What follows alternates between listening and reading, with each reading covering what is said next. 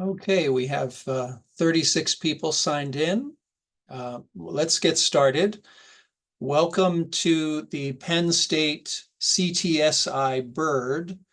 BERD stands for Biostats Epi Research Design Seminar Series. This is our first presentation in the fall of 2024. So hopefully that's what you were hoping to find. And our seminar series is hosted by three persons, by Professor Lang Kong, by myself, Terry Murphy, and by Associate Professor Jay Zhu, who are here with us today. We all work in the Division of Biostats and Bioinformatics in the Department of Public Health Sciences here at the College of Medicine at Hershey.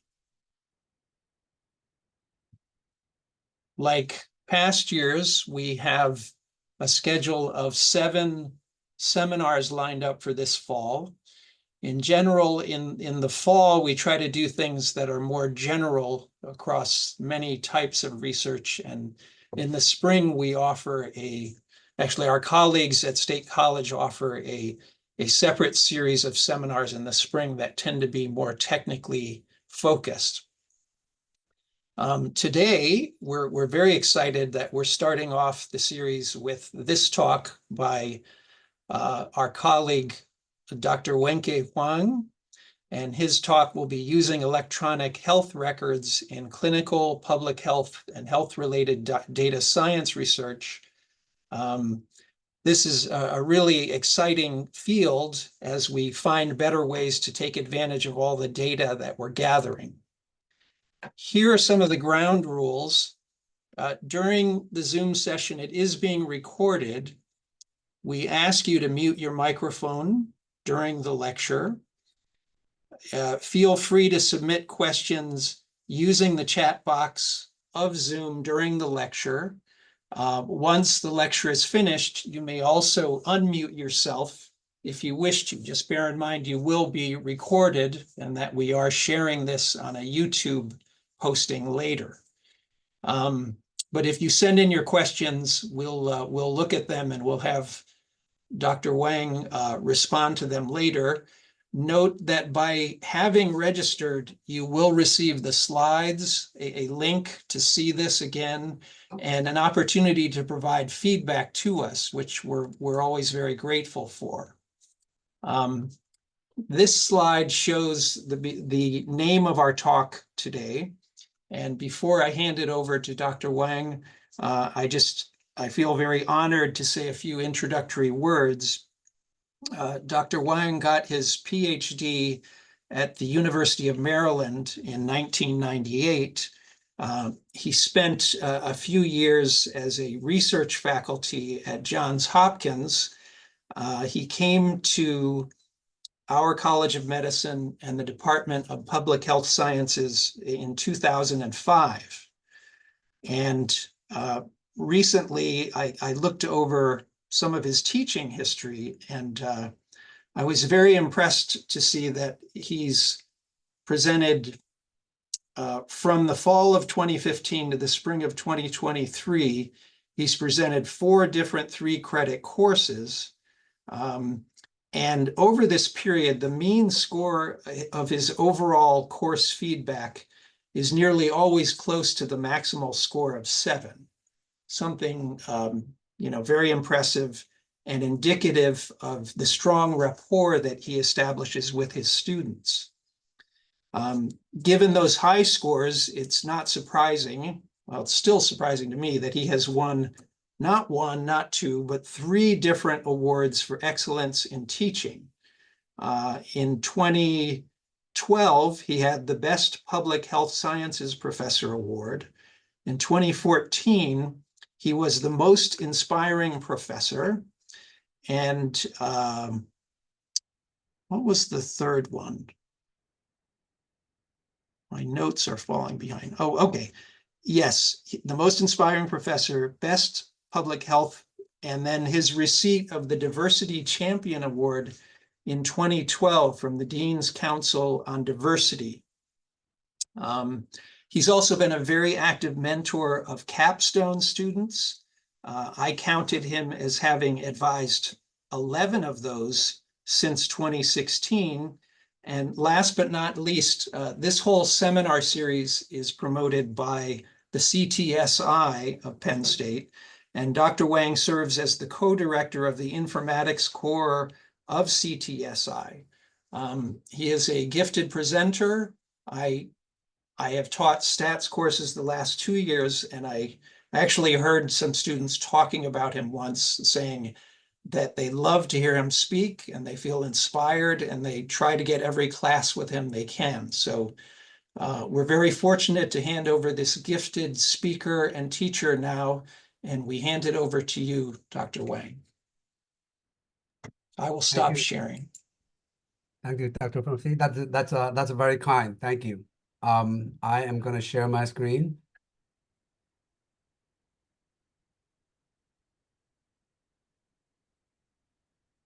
Can you see my screen? Yes, sir. Okay, wonderful. So thank you so much for oh, I should not move this. Can you still see it? Yes. Okay, wonderful.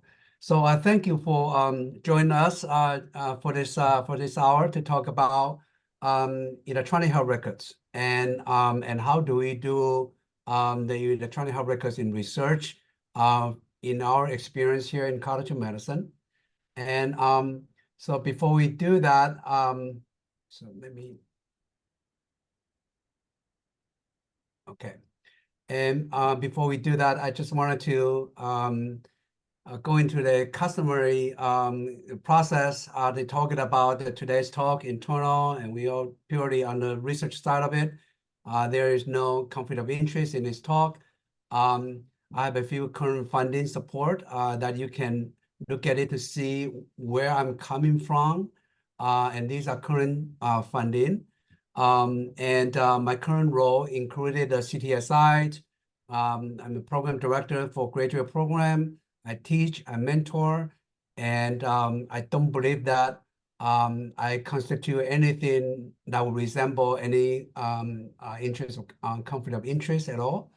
So, and this whole thing started like in 2023, that CTSI received quite a few feedback from our advisory board. And we were reporting what CTSI Informatics were doing and what is the accomplishment and what do we do to help our investigator to get access to data, to get support for them to do research. And we received quite a bit of feedback. We also received quite a bit of the interaction from our peers and from our Penn State investigator. So in 2023, that we started our first in a series to talk about electronic health records in the form of the real world data and real world evidence, and it's very interesting, and I always love it. I love the kind of interaction and feedback. I received quite a few email to request for more information. And those information typically surrounding a few things. Number one, while you talk about TriNetX that you guys support, you talk about OMA, you guys support, you talk about PICONET, you guys support, you did not tell us what are the differences between those, right? As an investigator at Penn State, and not necessarily all into this informatic infrastructure, how do we make a first decision of which system that we should be entertaining? All right, so that's the first question that I always have received. And the second question is that now, if we are going to do things, where do we start? And I thought that, well, that deserves really another hour of conversation. And therefore, when the BERD approached me for this talk, I am very, very happy to join for this reason. That give me a chance to really follow up with our first conversation. So I would describe it very, in a way, in my own vision of it. TriNetX and OMA, they all both have a very strong discovery tool and co-finding interface. So for those of you who have used TriNetX, you know that it's a very powerful interface. You can click and just derive a lot of information out of the electronic health records in a very large databases. And OMA is the same way. And these are all international consortium.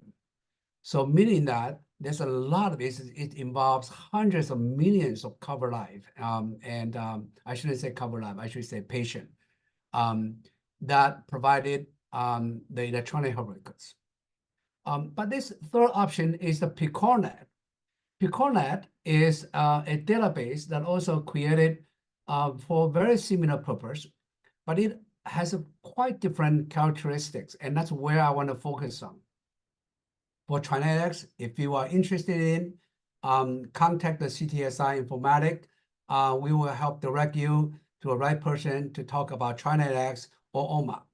But typically, TriNetX is very, very good for you to have a discovery tool, for you to generate your hypothesis, for you to kind of have a little bit more or less a simple algorithm that you wanted to find out in terms of the outcomes or cohort. OMA is really strong for data science people. They love it. I love it myself as well. But PICORNet is structured slightly different. PICORNet is not only a research consortium, it is a funded consortium. And therefore, it kind of like, structured slightly differently. It has a very, very stringent quality control. It has many validation effort. The funding that we receive has been going on for 10 years, since 2015, to the end of 2014. So it's almost 10 years now. So because of the funding, that requires us to do a certain thing. It is not just a voluntary data contributor in a consortium that TriNetX and OMA represent. PICORNet is a funded effort that requires a lot of the requirements and obligation that we have to fulfill, and mostly including how do we contribute a valid and good quality data. And that's why this PICORNet is emphasized that way. So today, I just want to spend a few minutes to talk about what is the origin of this funding. Where does it come from? Why government care? PICORI is funded through the Congress, PICORI provided money to create a set called PICORNet, and PICORNet created a data model called PICORNet model. So what is this all about? Why does the Congress care? In the case of the TriNetX and OMA, it's really just the private research consortium, and they may receive NIH funding, but it's not the way that the government directly direct a nonprofit organization to dedicated resources in creating a PICORNet. So I wanted to explain a little bit of that, and hopefully by explaining that, it helps you to understand the difference between these choices and help you to make the decision how to move your investigation forward. I'm going to talk a little bit about the basic structure of the data, and I'm going to, most importantly, and this reflects up our subsequent communication up to our first presentation a year ago. And I thought that maybe that because of Penn State has such a diverse research community, maybe I should use some of the use cases to illustrate how these data have been used, so that it can help you to kind of consider whether or not your study fall into this kind of a utilization of this or this system, and consider this. The use case I'm going to include that clinical and translational research. I'm going to use some example of public health surveillance and research.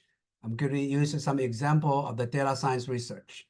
And I'm going to use only the example that we have got funded. So just give you a variety of how this system has been utilized. And I'm going to also very briefly mention the other use cases, like how do we support student research. Electronic health records in the system like a TriNet, TriNetX, OMAP, and PICORNet, we all utilize some form of common data model. We call it CDM. Now, good things about common data model is it's standardized, it's convenient, everybody understand it. But the downsides of that is that it becomes very inflexible, because once you go into a data model, we have to follow that data model. And let's say that the Penn State found out that, well, the data model doesn't really have a very good data like echo. What do? We can't do anything, because you can't break into that common data model. So what we do is that we create supplemental data that is linkable to this common data model, and that is encouraged by PCORI, and that's exactly what we have done over the past couple of years. I'm going to talk a little bit about that supplemental data in a few elements that I think that you may be interested in. And finally, I'm going to talk a little bit about data access, and hopefully that I can leave a few minutes that we can have questions and comments. So PCORI is funded through the Patient Center Outcome Research Trust Fund. In 2009, I believe that the Congress authorized it, and it includes the general funds from the government, and it assess this thing called PCOR fee. And this is very, very interesting. Many people don't understand what that means. That means that if you are health plans and Medicare's and commercial health plan, and then you have a certain number of covered life, then you have to pay almost like a tax, $3.22 per each covered life. You have to pay that for the Patient Center Outcome Research Institute for them to help fund them. It's a nonprofit organization. It really reframed the comparative effectiveness research, which the government is very interested in doing, with a patient-centered outcome as a core focus.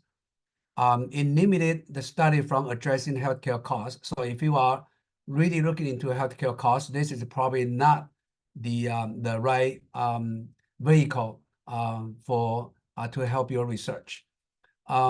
It includes many of the randomized control trial and other type of research, and it helps support that. And I'm going to give you an example of that as well.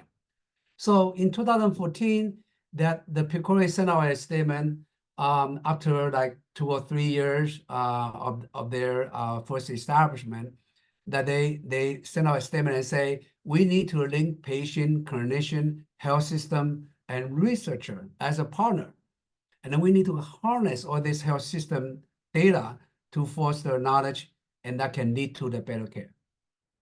And in fact, that statement is the birthplace of the PICORNet.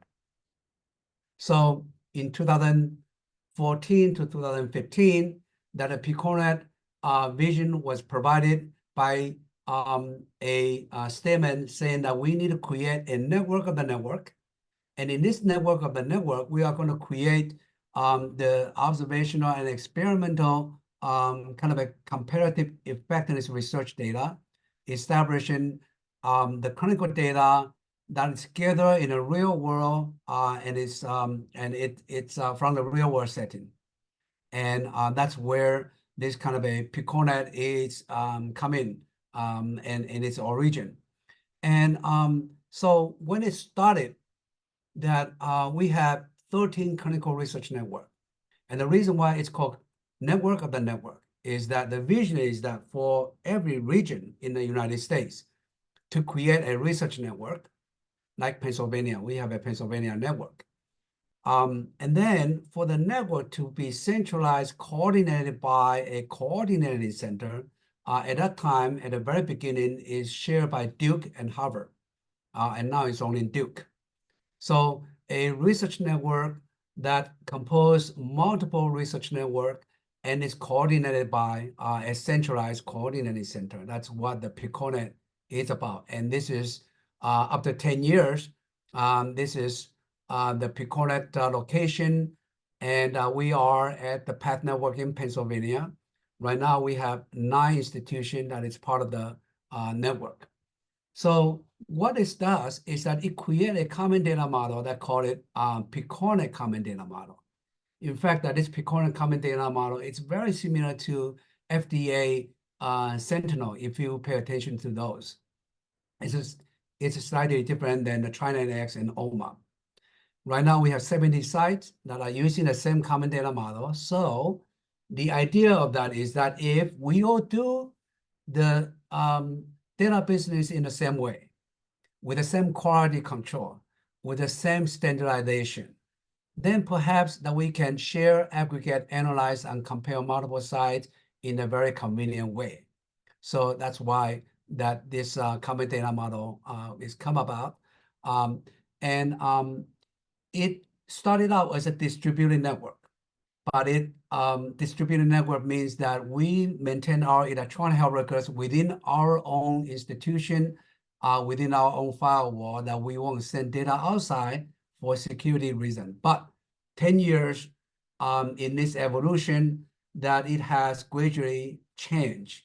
And some of the change in particularly that gets speed up by the pandemic when there's a public health urgency. So the exceptions are, for example, that CDC, COVID-19, the NIH N3Cs, and NIH Recover, all these are the COVID kind of a initiative. At that point, in early 2020, knowing that a PCONET is a distributed network, we don't send data out. But since then, that the exception have been made because that everybody sort of understand that this is a public health emergency, and our institution all approve this kind of engagement because of this a very unique circumstance. And also the exception address the concern over the data linkage and privacy issue. We're going to come back to that. So, and the privacy preserving method is important in the PCONET study.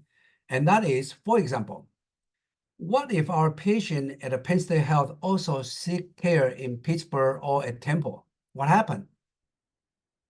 That happened in the situation is that you're going to see multiple records across different systems. And that is where the TriNetX and OMAP, the kind of a data science type of infrastructure, they would not be able to address this kind of things. And in this particular configuration, that we were able to go through a certain data hashing technique that we can more accurately respond to a national public health emergency, like how many COVID in Pennsylvania, and what's their treatment pattern, what is their outcome, what therapy works and what therapy doesn't work. And we don't have to worry about, well, this individual A actually has the test positive here, and then subsequently hospitalized in Pittsburgh, and so on and so forth. And this kind of things, the privacy preserving record linkage would help address those things. I'm going to spend a little time to talk about what this common data model look like. Every electronic health records that we have here, we break it into 21 to 22 different tables. We created about 400-ish of the data elements. Not all of them are really exciting, but many of them are useful. If you want to look into that, I have this, or you can Google that. You can Google the PCONET Common Data Model version 6.1. And this is about 100 pages of document that looking into all this data documentation and what has been curated in PCONET Common Data Model. So I encourage you, if you're interested in, download the document and take a look at them. And there's a stringent data quality control. As I say, that there are 2 stages of quality control, and we do that monthly and quarterly. So it's very different than a data contributor. In TriNetX and OMA, we send out data, we never answer question. But this, we send out data, we are required to answer question if there are something that don't look, if something look funny. So number one, we have to make sure that our data is conform to the standard. We have to look at if the code are complete. We have to look at whether or not the value make logical sense. And we have to really look at if the codes, if you apply in a different time point, that they can be replicated. And also that they are looking at what the strength and weakness for some specific research use. And that maybe have to do with the practice pattern of the individual health system. For example, a couple of years ago, we received a PICONET communication and say, hey, how come the Penn State Health has some kind of a pretty high hemocritic level that is higher than other institute. And that is part of the quality control, that they not only looking at your data, they use your data to compare to nation wide contributing data. And if you are an outlier, they are gonna highlight it and they're gonna ask questions. And so that we have to contact our provider group and medical groups and give an explanation and say why our hemocritic level of our patient population is a little higher. And that's because X, Y, and Z, because of a practice pattern. And every month or quarter that we have to produce a data curation report to really check into the quality and make sure that they are all look legitimate. And that's every report, it is about 120 pages long. So, and they all look like this. So talking a little bit about our data. When you look into OMAP and TriNetX also, that people are going to throw a little bit of the number around and they may confuse us. Some tell us we have 1.5 million patients, some tell us we have 1.8 million patients, but that is because the starting point of that data repository. And in this particular PICONET data that I started at the January 1st of 2011. And the reason why I started out with the 2011 is because after many, many years of investigation of our own data and our data system, we determined that before 2011, I would not encourage people to use those data. The older the data, the quality is more in question. And therefore, that I encourage people not to use data prior to 2011 for that reason. Right now, our data was refreshed and curated every other week. So that is pretty frequent. Most of the common data model would refresh either monthly or quarterly. And the reason why we wanted to do that, I'm going to explain a little bit later. We need a more timely data to support, especially in College of Medicine, for those clinical studies. They need a very fresh data. And that's, we're going to come back to that point. So in this case, in our 2011 to 2023, I did not use 2024 data in this presentation because they are partial and I don't want to confuse people. So we have 1.45 million people, and we have about 67% of the white population in our patient population, and we have about 5% of the African American. We have, this is breakdown by females and male. We have Hispanic population for about 8% of them. And something that I wanted to discuss this with you is that for some of these, and this is a communication I just had maybe a couple months ago with one of our State College faculty member who is interested in looking into a race and ethnicity. And I just reminded it that many of the patients, and in fact, in every electronic health record system, not only in our Penn State Health, but in almost every other health system, that the race and the ethnicity it's a very tricky information in there that we should use very cautiously. For example, we have 8% of Hispanic population here. Many of the population characterize themselves as a Hispanic. They don't identify them in their racial category. So therefore, if you only use the racial category, then you have to be really, really careful about that, whether or not you should be including ethnicity as well in that kind of a description of a demographic. That is for that reason.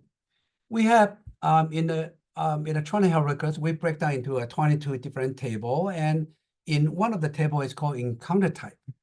And in this encounter table, we have captured ambulatory services, emergency services, ER to inpatient. And let me explain.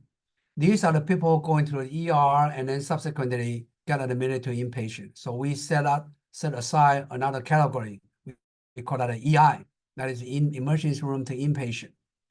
And we have an inpatient encounter, we have observation stay. And since a couple of years ago, especially starting in COVID, we have the telehealth as an encounter type.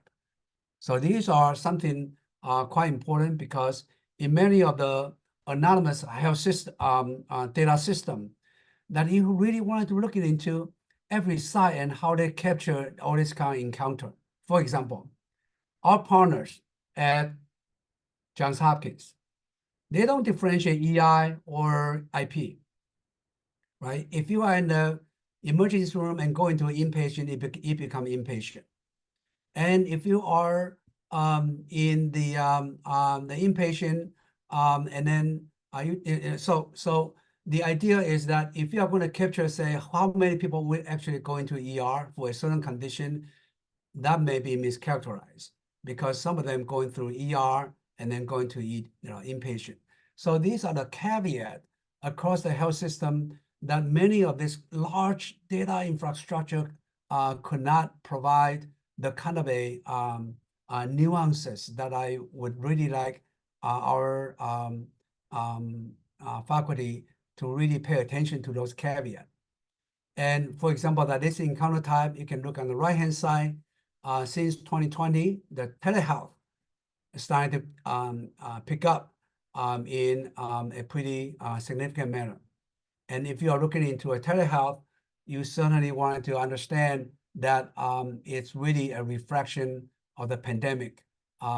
It will continue, but to how much that it will continue will remain to be seen. And I'm going to give you some example of what existing research that have used this kind of a infrastructure that I was describing. First of all, I use the clinical and translational research. So the first study that we are working with Temple University, that we are the subcontract PI here, that we develop and validate an EHR integrated risk prediction model.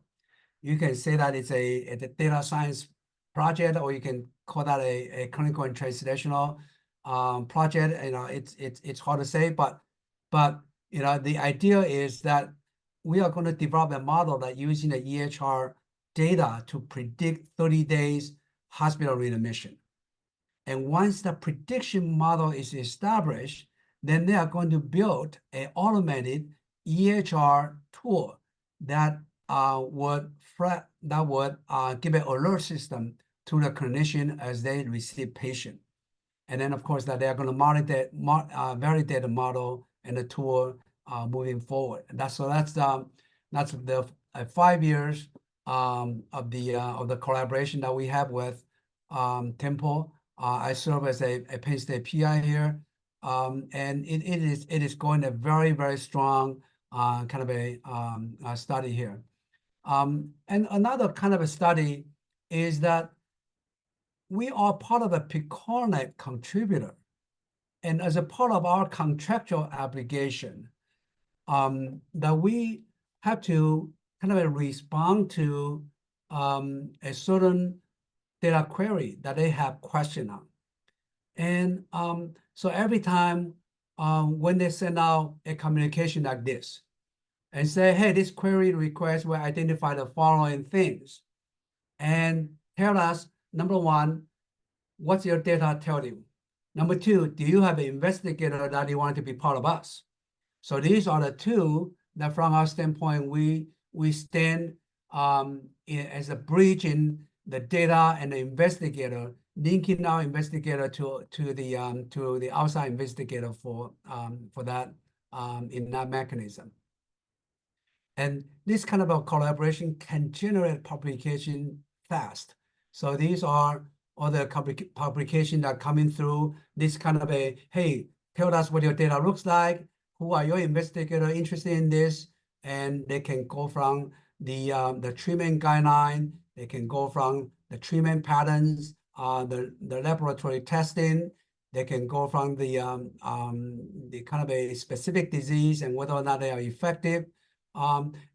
This is one of the study that led by Penn State, looking at a pediatric patient and their prevalence of their microcephaly. And then we have disruption in blood pressure control during COVID. So these are kind of things that basically going back to this mechanism right here. Because PICONET already established a common data infrastructure. What I can do is that they send out almost like a research design, including the cohort discovery, and say, guys, do this. And they will send us either the SQL code, the SAS code, whatever. And then we'll execute them. And then we'll identify, oh, by the way, our Dr. X, Y, and Z and here are the experts in our institution who want to be part of this. And that's how we link in the data and our investigator through the PICONET. There's another kind of data that we work with, and that is serving the public health surveillance and public health research. And public health surveillance really started out in COVID-19. When 2020 started out, we really don't have much of the COVID data in terms of treatment, in terms of outcome. So that was the first time that the NCAT, which is part of NIH, they created this consortium, this collaborative called N3C.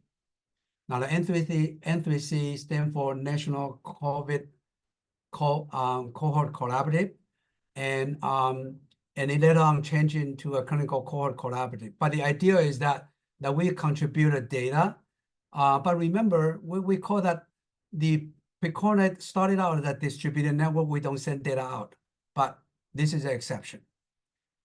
So also is an exception of the CDC COVID-19, which I also serve as a PI on this grant, that we provided data and invited our investigator to join a national COVID-19 surveillance to look at nationwide.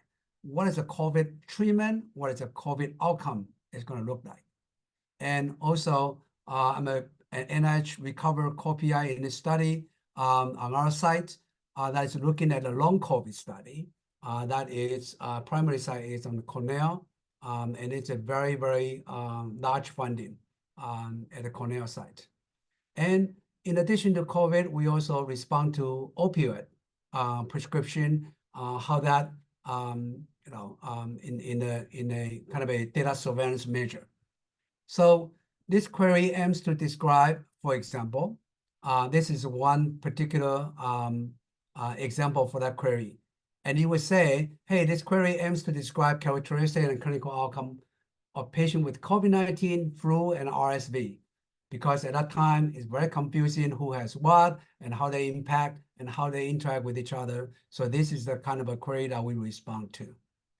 And sometimes this kind of a query and our investigator participate in this can be quite complex.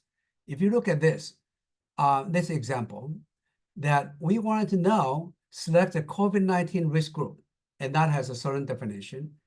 And their medication in the 7 days prior to 7 days following the index event, conditioned into 2 to 14 of the index event, and within 14 days of a cohort defining event, and 14 to 30 days. It's a very complicated, very complex kind of a algorithm to structure the cohort, the study cohort.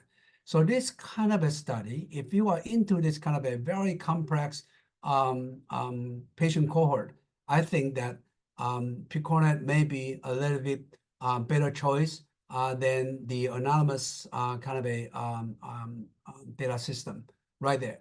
This is the opioid prescription for cancer and non-cancer patient. We also respond to this kind of a very specific request as well. On research, our department also receiving $4 million grant to study the COVID-19 maternal child health outcome across Pennsylvania community. So it includes a retrospective cohort, and it includes a prospective cohort. So what we invited is that I invited all my collaborative sites in Pennsylvania, including Pittsburgh, Temple, and Geisinger, that along with Penn State to form this study.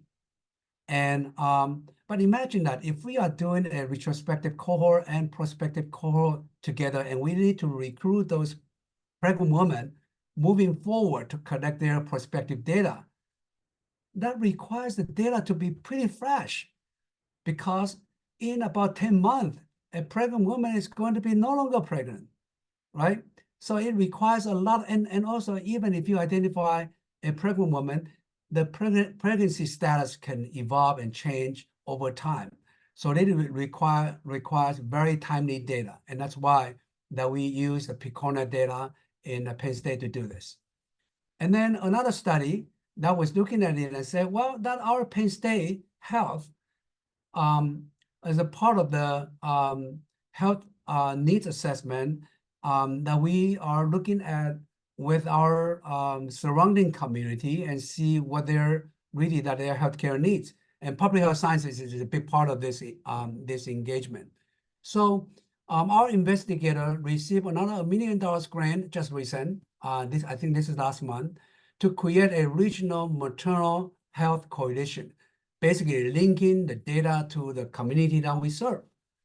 So we have 6 counties that are our primary community, and we have surrounding adjunct areas that we are going to capture those patients.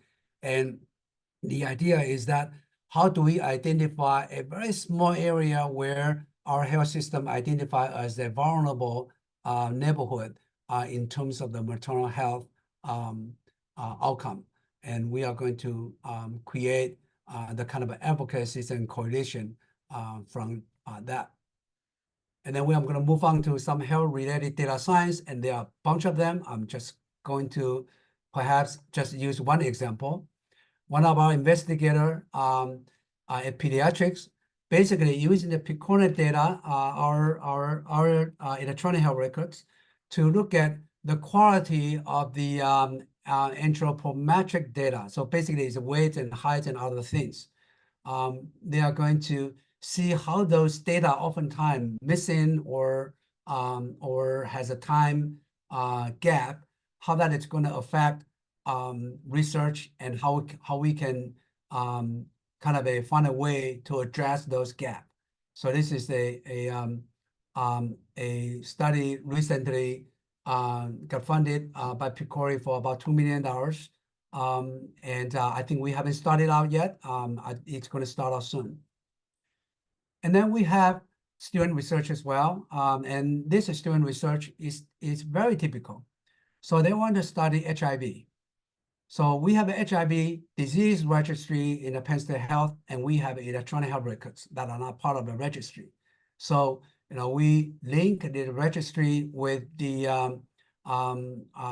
PATH data to support the students for their dissertation.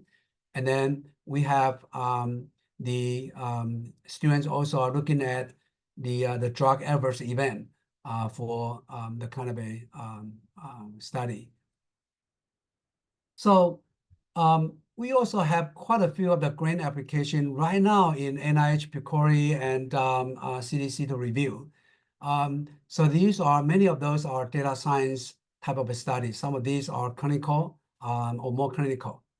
So these are the data, but I wanted to show you this just to give you a flavor of if you are interested in doing something like this, then it can help you understand that whether or not the Picori common data model is the way that you wanted to go with. We have some data enhancement there, and I'm going to talk very quickly. Geographic based, we have mom and child kind of a match. We have more accurate ICU capture, and I'm going to explain why ICU capture is difficult. And we have some ongoing effort to link the disease registry or clinical database like a cancer registry with our general electronic health records. So on the geographic ID, that so many people ask me this question, especially from State College, because we are interested in the social determinant, demographic, and in terms of the kind of a geographic access. So this is something like this. And I always use that. This is an example. For example, this is a zip code. This is a 17033. This is where Hershey, or I shouldn't say Hershey. This is the academic support building where I am. That is within this zip code.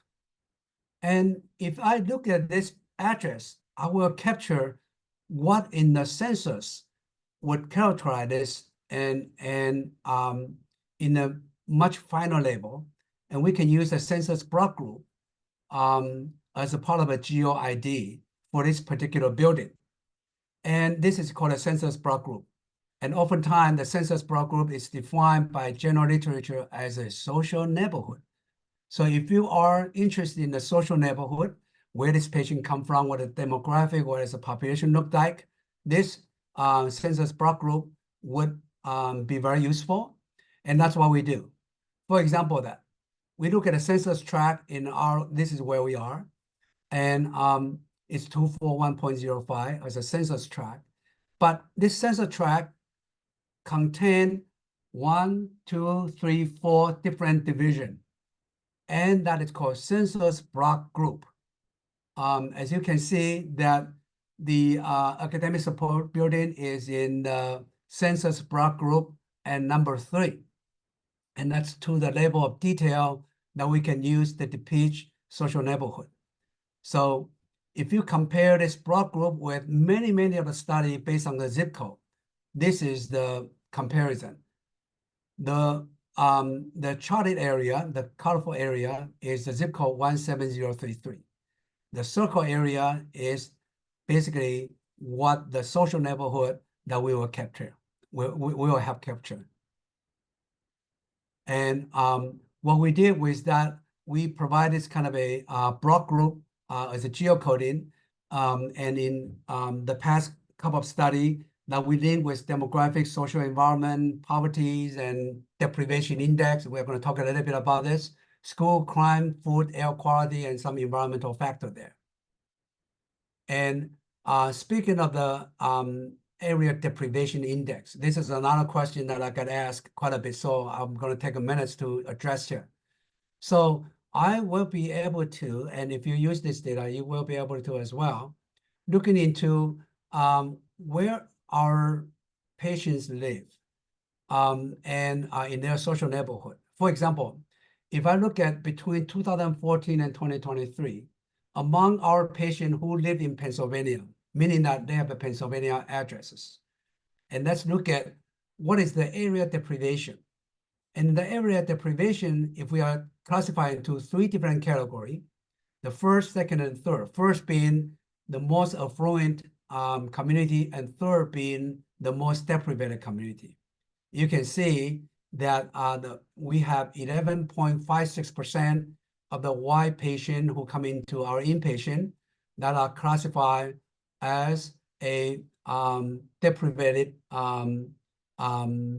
community, as opposed to 39% of the African American and almost 40% of the no information or unknown. And we just described this. A lot of this unknown and other are in fact Hispanic population. And this is the same thing. If we look into Hispanic, that we have 42% that in the highly deprived area, as opposed to a non-Hispanic, that is about 13%.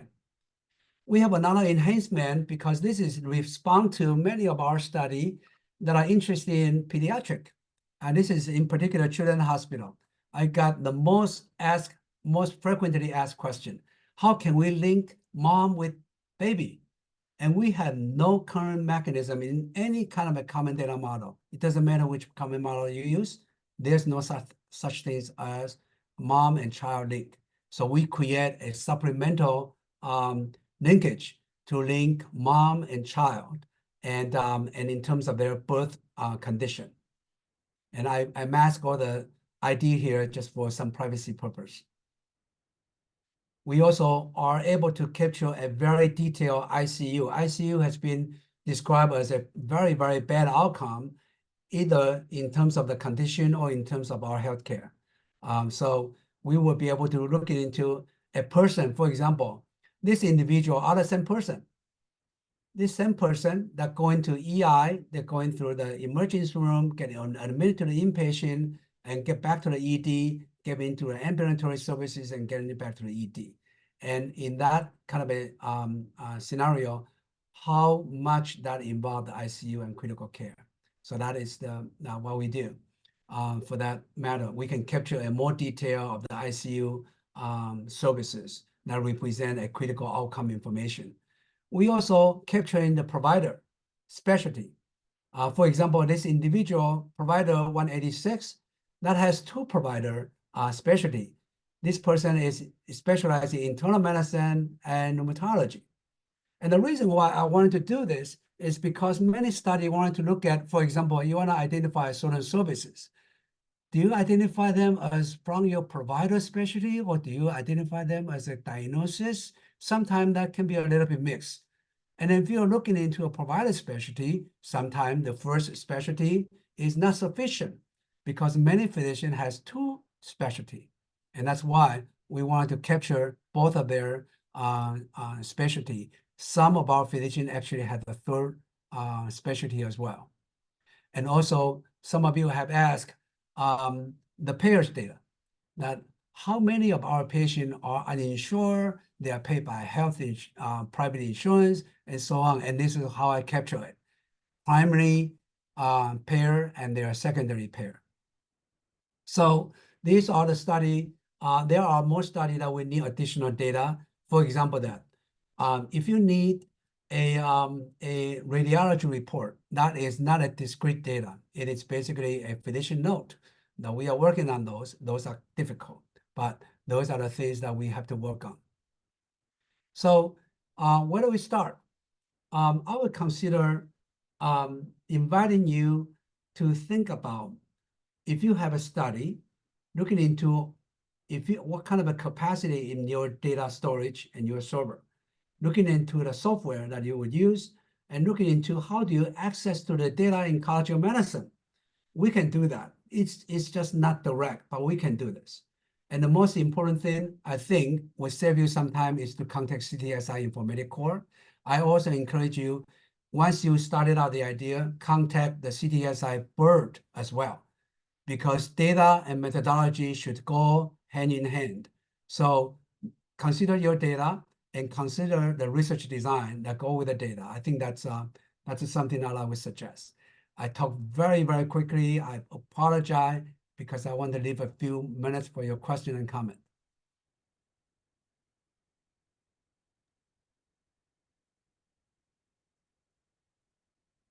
That's all I have. Well, thank you very much, Wenke. Would you stop sharing for a moment, Absolutely. please? Yeah, I'm really glad you ended up with that. It's almost mind-blowing, the endless possibilities that one can consider when you get a hold of this, if you can get a hold of this sort of data. I also, as a biostatistician, really appreciate you encouraging them as soon as they start thinking about the data structure, that they also talk to a statistician, because as Wenke has said, you really need to design your data with regards to the model you plan to run, And you should not be planning a model unless you're certain that you have the data to properly inform that model. So is there, it sounds like one of your take-home messages is people should not hesitate to get a hold of the CTSI informatics core. Absolutely. You can email me. I'm sorry I did not include my email address there, but you can always find me. Send me an email, and believe me, from the last presentation, I received quite a few emails. Some of those emails very, very long, but I welcome those emails.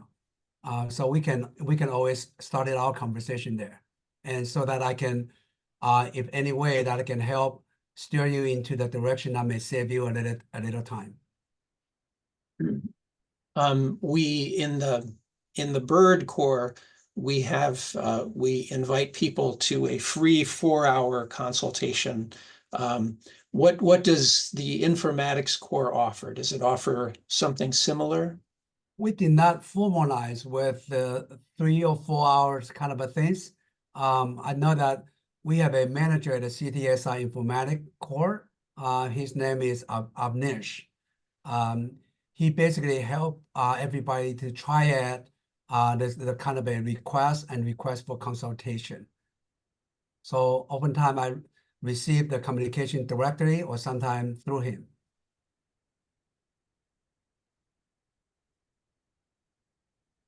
I don't see any questions in the chat link. I do encourage anyone at this point who wants to unmute themselves and ask Dr. Hwang any questions directly. You're more than welcome to. We do have 2 more minutes. So for a first timer, I'll just speak until someone either, if you have a question, just speak right out and I'll be quiet, or send a chat message.